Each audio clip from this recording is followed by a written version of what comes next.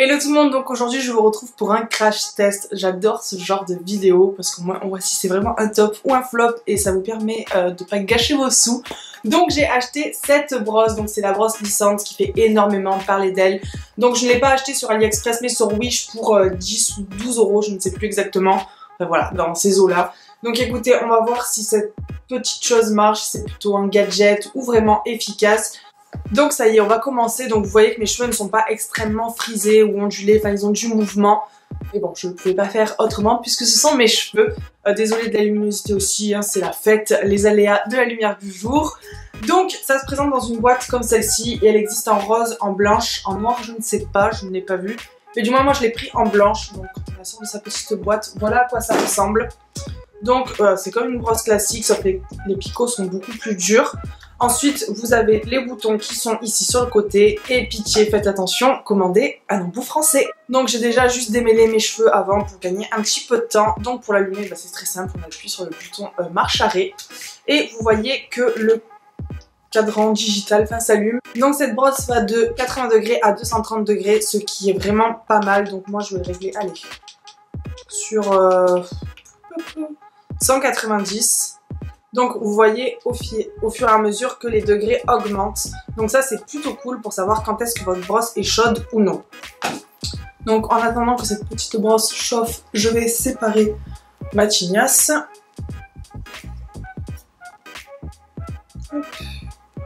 J'attends le retour du soleil. Je me souviens la dernière fois j'ai regardé la vidéo où je l'avais montré quand elle était toute bébé, mais regardez-moi ce petit temps d'amour. Tu fais toujours la gueule sur tes vidéos. Oui. Bon, je disais avant que toute la pièce ne devienne noire à cause du soleil, j'ai séparé ma chevelure, voilà, comme si vous faisiez les plaques classiquement. Et je vais commencer, donc ça y est, elle est à 190, voilà, ça s'affiche. Et à la différence d'une brosse classique, vous allez la passer comme ça. En fait, ce qui est bien, c'est que vous passez par-dessous. Vous tenez avec votre main ici et vous faites glisser.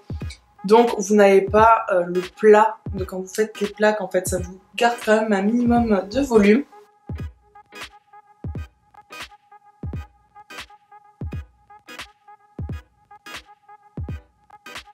Voilà, gardez toujours la mèche tendue pour bien que ça aille au fond de la brosse.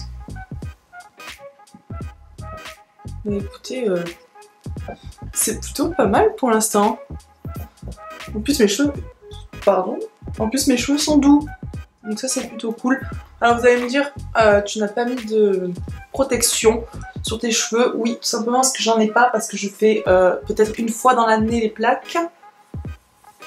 Donc là c'était vraiment pour vous pour tester, mais écoutez, j'aime beaucoup.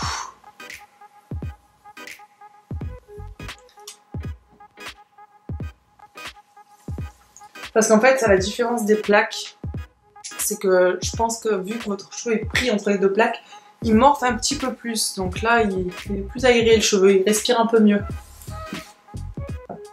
Hop. On va faire derrière aussi. Non, c'est top. J'aime vraiment beaucoup là. Hop, un petit coup comme ça pour brosser. Et on va faire la suite.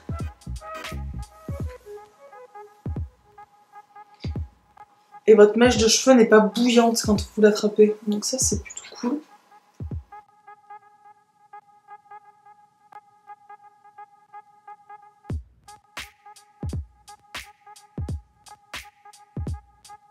Attendez, je vais vous baisser un peu la caméra. Hop, que vous puissiez vous rendre bien compte.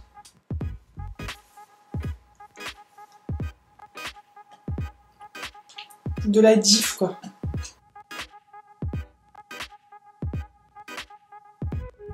Franchement, je suis fan. On va faire un petit coup comme ça pour voir.